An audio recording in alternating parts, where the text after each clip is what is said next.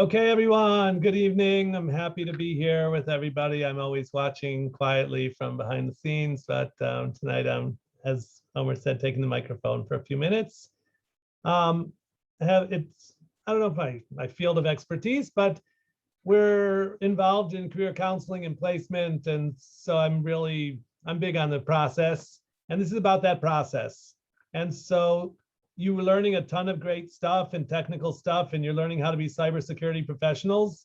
But if you don't learn how to present yourself, brand yourself, write a CV, conduct a professional interview, you won't get a job. And in fact, we have some people who are in that situation who are actually really good at the course and good hackers, but they're like really annoying people, or their personal skills are so terrible that they offend everybody they meet. So guess what? They can't get a job.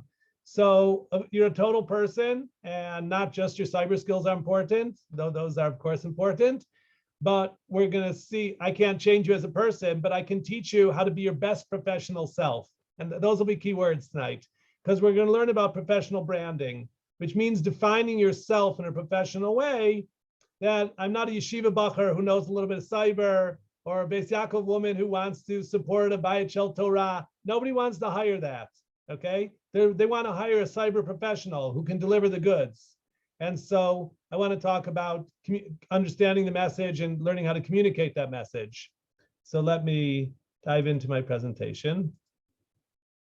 I call it a killer CV. That's, a lot of the stuff I'm going to share with you is from a particular book.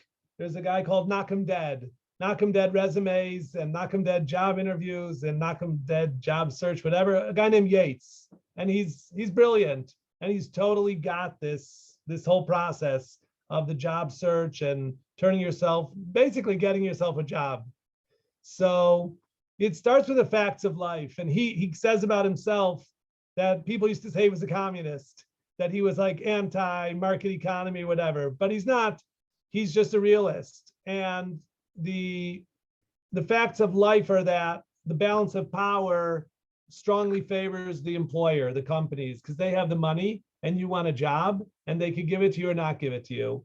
And so he sees it as his mission to sort of even the playing field, to give you, the job applicant, some insight into how this process works, so you can learn not to manipulate or game it, but to perform better by understanding what they're looking for, and then how to present yourself in the best light. So he starts with the facts of life, that you need to see yourself like a company. It's called Me Incorporated, okay? And again, the job market is brutal and it favors employers. So you need to hone a strategy to advance yourself. I gotta put this down. Oops, I didn't mean to do that.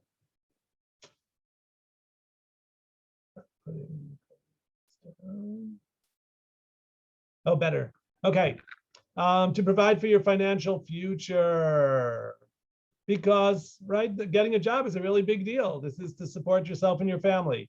So you see yourself as a company, and your CV is therefore your key marketing document, okay? And we're going to see a great irony that although we're going to invest a lot of time and thought into our CV, but the people looking at it are going to look at it for a number of seconds, okay? From 5 to 45 seconds, something like that. Oh yeah, it says that here, 5 to 45 seconds. So it's got to really be on target. And we're going to talk about that it has to also know how to deal with the computer. So the power of your CV is such that if your CV works, then you work. And if not, not. Your CV has the one task of getting you an interview. You're not going to get a job without meeting the people going to hire you. And they're not going to invite you even for a Zoom meeting until they see this piece of paper, this CV. So it makes the CV a really key component of the process of getting yourself a job, whatever that job may be. So it turns out to be really, really important. Now, this concept that I mentioned of professional branding is really important. Here's some things never to say in a job interview. I'll do anything. I'm desperate for this job. Or I know I'm the cheapest person. I'm the least expensive, your least expensive option. That's never what you want to say, okay? Because they could always go to India and find someone cheaper. And if you're desperate, I mean, that's just a bad situation to be in. Even if you are desperate, do not communicate that. So What you want to do is create value and show them that who you are and that you're a professional and you're really valuable professional. And they want to have you on their team. And they're going to be willing to pay a premium to employ you because of your professionalism. So again, we're talking about making yourself into your best professional self. People say, be yourself. No, be your best professional self, okay? Learn what it means to be the best in your field and be that. Change yourself, grow, develop, and then create a brand. What makes you special? It's your brains, it's your devotion, your commitment, your passion. You have to figure that out for yourself, but you need to brand yourself as full of value and expertise and professionalism. And that branding needs to come through in this piece of paper, your CV, the way it looks and what it says, the story it tells. It needs to be in your job interview and everything about what you do. I'm not going to talk a lot about LinkedIn tonight. Maybe we'll have a separate session about that. But your profile on LinkedIn is an important component of your professional branding. So it's something you need to think about. I know a lot of you people maybe have not been on LinkedIn till now, but as you begin to think about getting a job or even beginning an internship, it's time to take that step. And again, maybe it's not for everybody, but for most people who want to grow professionally, you do need to be on LinkedIn. You don't necessarily need to be on Facebook, but on LinkedIn, you do need to be. So again, it's worth a separate discussion. But we're talking now about the CV, and your CV, besides the things I've said so far, it needs to get past the computers. HR people, they're usually women. They get, tons of CVs, but the CVs they get have usually been screened by a computer. So the first quote unquote person to read your CV will be a computer. And therefore, it has to have all these keywords that they're looking for. They've programmed into the computer certain keywords that if your CV doesn't say them, it won't get to even to the first person's hands. So that's another thing to take into account in your CV. Besides the other stuff, it has to get past the computer in order to get into the hands of a recruiter who will look at it for approximately 5 to 45 seconds, which is sort of pathetic and frustrating, but that's just the way it is. And the truth is, I myself read a lot of CVs, and in 5 to 45 seconds, you can know a lot about a person or a professional. There will, of course, be a lot of things you don't know, but you can learn a lot about this person and what they bring to the table. So keep it simple, make it sharp and to the point. The person hiring wants to find the right person for the job and get back to work. What are the keywords for cyber? Okay, Malia, I'm not going to go into that just yet. And that's something, again, that you can Google, okay? And I recommend, as we are going to ask you in the coming weeks and months to send your CV, and I'll be happy to review each one of your CV and give you pointers and things. But you should for sure Google junior cyber analyst CV, and you'll see a bunch of examples, and you'll see things that you want to put in or that you don't want to put in. Okay. And of course, Hannah says correctly, it would depend on the area of cyber you're interested in. Absolutely true. So here we go. The basics of the CV. Use your CV to show that you understand what is necessary. Can I move that? Yes. To succeed in the job for which you are applying. And this is smart, okay? Again, this Martin Yates, he's really smart. And he's analyzed this process. And so, I mean, it's true in the job interview also, but we're even a step before that. We're trying to get an interview through a CV. So you're trying to show the company that you understand what they're looking for, and you have that, okay? That's the basic idea here. They're looking for something, certain skills, and even a certain personality and a certain culture in their company. So the point of your document is to show, I get that, I know what you're looking for, and I have that. And I'll stop at this point and say, again, in Beis Yaakov and Yeshiva education, we're taught to be humble, right? And not self-promoting and everything. But this is sales, okay? You got to be a salesman now. And if you can't sell yourself, you're basically not going to have a job. So you need to be a little bit of a salesman and learn how to do this, to promote yourself in an appropriate way. Now, I'm never, ever going to say you should lie. You should never lie, okay? But you need to think creatively how to present the truth in the most attractive way that's going to arouse interest to hire you. So that's really important. And again, there's a clear line that you should never cross. You should never say anything false on your CV, but you should think creatively how to find the things that you need to say and say them in a true and creative way. So study all the information that you can on the company. Of course, go to their website, study the job, relevant issues, and you're going to be processing, thinking, what are they looking for? What are they about? And do I have that? And of course, if you don't have that, well, then don't apply for the job. Don't waste their time. Don't waste your time. So the assumption here is that after your analysis of this opportunity, you want to go for it because you believe you have what it takes. So now you need to communicate to the company, I understand the opportunity and what it takes, and I've got what it takes. So now your CV is going to do that. So you should tweak your CV each time you apply for a job, assuming that the first job doesn't just fall into your lap. That is correct. You will have many, many, many different CVs. Each time you apply for a job, you will tweak it based on words that are in the company's advertisement or wherever they're posting the job. They'll say certain words. You will incorporate those words into your CV in a not obnoxious or obvious way, in a little bit of a subtle way. But yes, you'll be tweaking your CV many, many times. Don't be a Swiss Army knife, he says, be a human laser. Like the fact that you know a million different things and have skills all over the place, like whatever, you're a gymnast and you're a diver and you know how to shoot bow and arrow, a bunch of things that are totally irrelevant, like who cares? Leave them out, okay? Tailor your CV to show you have the necessary skills and understanding for this particular job. There's something that a lot of people don't know, that a good thing to put at the top of your CV is objective or target job. And you really write that. And then you explain how you have those things. So again, we're looking for focus here. Understand what the employer is looking for. What are their priorities? Keep in mind, the employer is your customer. Again, you're selling, you want them to buy. Now remember, the customer is always right, okay? So what they want to buy is what you want to sell. Try to tell your story in a way that shows that you understand their needs, okay? That's the name of the game. Rivki asks, how do we address the fact that our employment histories are for the most part totally unconnected to cyber? Yes, good question, and I am going to talk about that, so hold on. So let me go on. What your CV is not, and again, I've seen this. Do not use your CV as narrative therapy to tell your life story in a way which makes you feel good, okay? Some people do that, or they do that at the interview. You know, growing up, I had an older sister and she was always better than me. And so I had this inferiority complex, but now I think I'm beginning to, that's like pathetic. Nobody wants to hear that, okay? Your CV is a sales document. Its objective is to get you an interview with the employer, nothing more, nothing less.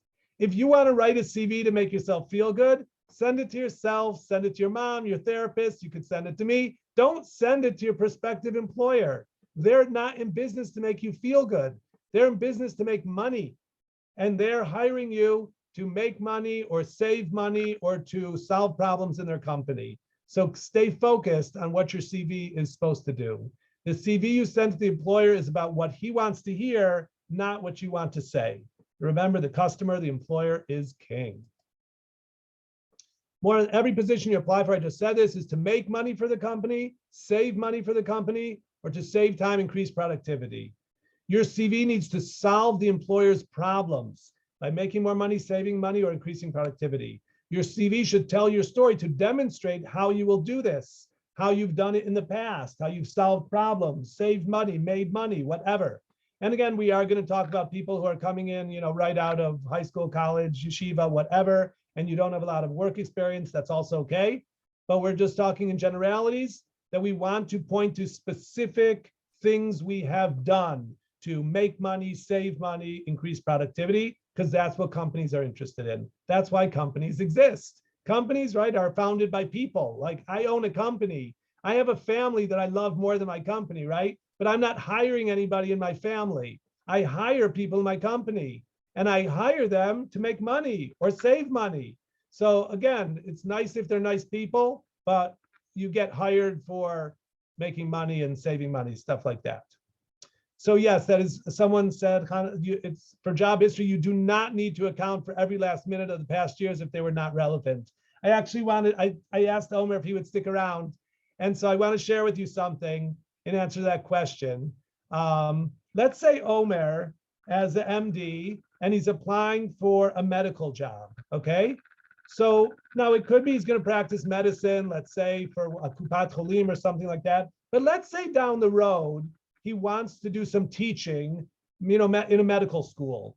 Or let's say he wants to be the head of a department, or like working in public medicine, managing public medicine, which is different than just practicing medicine. So he'll need to send in a CV. And of course, it'll say he has his MD from, the Technion, Yofi, and he was in the army and secret stuff. But let's say, should he include the fact that he taught at SOMET cybersecurity? So that depends. If it's a teaching job that he's applying for, so it's totally relevant. He was active and successful in adult education and the field of cyber, et cetera, et cetera. So deciding what to put in and what not to put in of your job history depends on the job you're applying for, but you do not need to account for every year what you were doing. Let's say you were a mom and you took off 5 or 10 or 15 years from the time you were 25 till you're 40, you were home with your kids. So we're going to talk about a CV format, which is not just accounting for what you did with your past years, but it's more focused on your skills and what you're bringing with you. So there is flexibility of format we're going to see in a minute. And I see that Eliezer Bassner asked, how many pages should a CV be? So the answer is, it does not have to be a single page, okay? Again, Eliezer is a very accomplished person. Baruch Hashem, he's worked for decades. So you have a lot of experience. So it could be that it'll take you 2 or 3 pages to put that all in. That's fine, okay? There's not a rule that has to be 1 page. So I wrote that other information is distraction, fine. Now, what is a TJD, okay? So a TJD is the target job deconstruction, okay? Or the target job description. Settle on a target job title. So it could be a SOC analyst, or it could be penetration tester, whatever job title you are applying for. You keep your CV to 1 page, that's fine. So your CV needs to be targeted for 1 position, even though you're qualified for more than 1 position. So now you're going to actually do an analysis of this job position, your target job deconstruction. You'll take time to do research all about all the ads and all the Googling that you could do about this job position, understanding the industry, exhaustive research. Oops.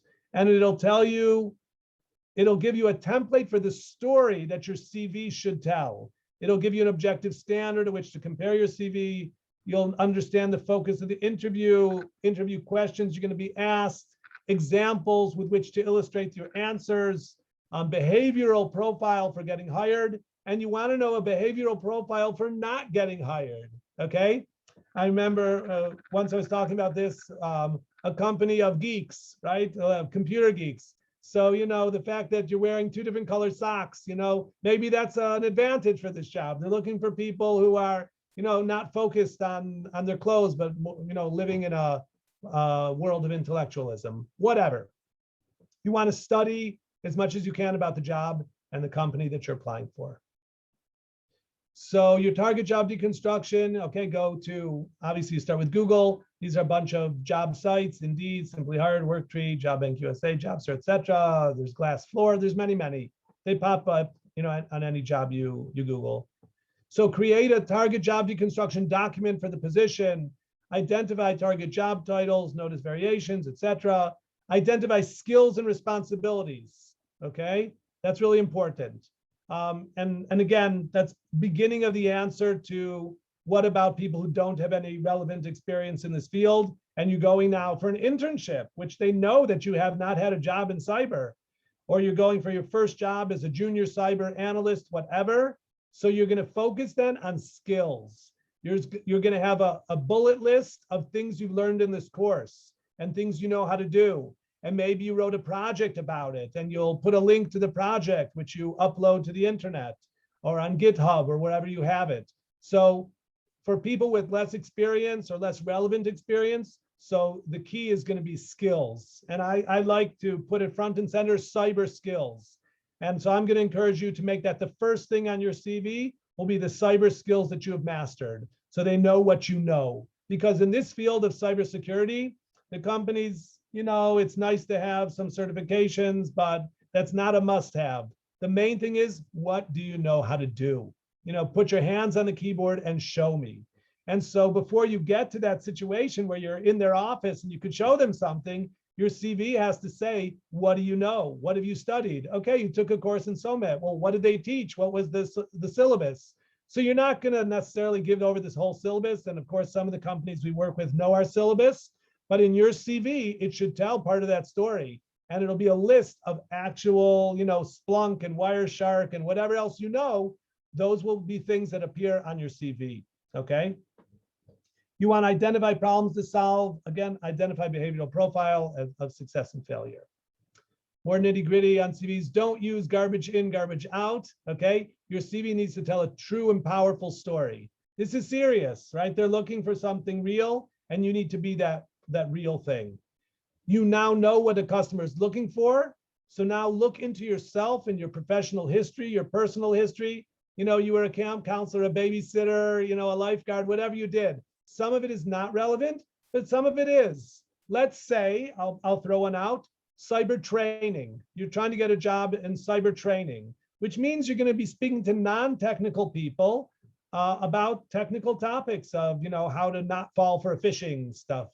So any teaching, coaching, mentoring that you've done in anything, and it doesn't matter that it was in Beis Yaakov and you were learning Shmuel with Rashi. They don't care that it was Shmuel with Rashi. You talk about the fact that you mentored, guided, tutored, taught, trained other people, adults, whatever, and that's relevant to cyber training, right? So again, you have to be creative and find in your own, the things you've done in your life, how they prove your point that you have what it takes to be a successful professional in this position that you're applying for. Because again, if you don't, then why are you applying? So the assumption is you do, but you have to be creative about how to communicate that and how to express it in a way that supports your point.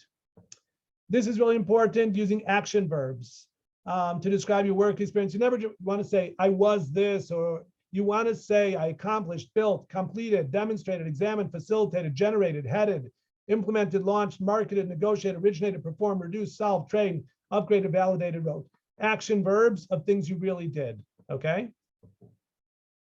I'm not going to read all this, but he talks about a CAR format: challenge, action, and results. And again, this is more if you've had experience in the field. So you say, what was the challenge? What was the action you took? And what were the results? And you want to use numbers, measurable results. How much money was made or saved? What percentage of time or clients or whatever? You want to be detail oriented and objective with measurable parameters. I, of course, will upload my presentation. Everybody's welcome to have the presentation. And of course, we're recording, so I could share that too. Formatting your cover letter. Okay, there's something called a cover letter. In Israel, it's not as important. In Chutz La'aretz, it's a big deal. And that is, as its name implies, a letter over your CV. And so a lot of times on the websites where you're just, sending in your CV or uploading it on a site, so maybe there's not a cover letter.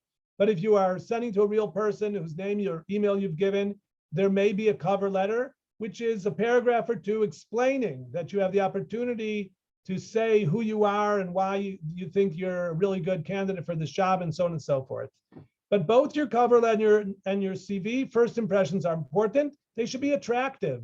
They should show your investment. They shouldn't just be, square letters, black and white, whatever. There's a million, templates available for free online, whether you're in Microsoft Word, or again, you can get from the internet. They're innumerable. Google has too. So you want to pick a format which is flattering to you, to your CV. Your cover letter and CV need to be a graphic success in addition to documenting your professional success. They should match in font, tone, and content. Your cover letter briefly states your unique qualifications for the position by stating how you fulfill the characteristic which the employer seeks.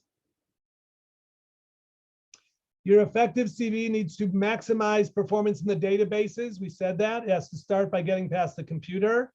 Then it has to demonstrate your complete grasp of the job's deliverables. What am I going to have to do? I know how to do those things. Or I'm ready to learn how to do those things because I have the basics about them.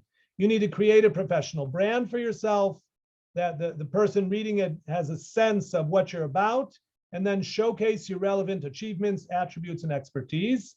And you want to minimize weaknesses, which could be the fact that you have no experience, or you've been out of the workforce for 15 years, whatever. You don't need to say that. You don't need to say, oh, for 15 years, I stayed home as a mom. That's not a busha, it's a kavod. Biden bowed to that.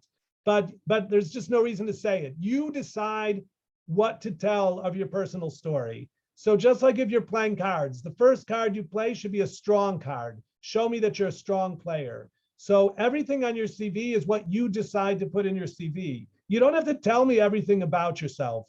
Tell me the good things about you that will make me want to hire you. And that's not dishonest, that's business, because I want you to do the same thing when you work for my company. I don't want you to go to customers and tell them, you could buy the same thing for cheaper if you ordered it from Alibaba. Or, there's other people who provide these same services and they could do just as good as us. If you say that to your customer, you're an idiot and you're fired. So don't say that to the customer, and don't say it on your CV. Tell me that you are an excellent professional who is passionate about the field and you're going to push yourself to do the best and be there to, deliver the goods. That's what I want to hear. That's what I want you to tell my customers. If you do that, you're hired. Okay. We're talking now, and we brought this up, that 3 different formats for a CV does not need to be chronological. So formatting the CV, chronological is common, starts with current job title, responsibilities, and works its way back. Its strength is good for showing growth in one profession. You've been doing this 20 years, so you show me the different jobs you've had. It's not good if you're just out of school, changing careers, or had long unemployment. So let's not use it. Functional.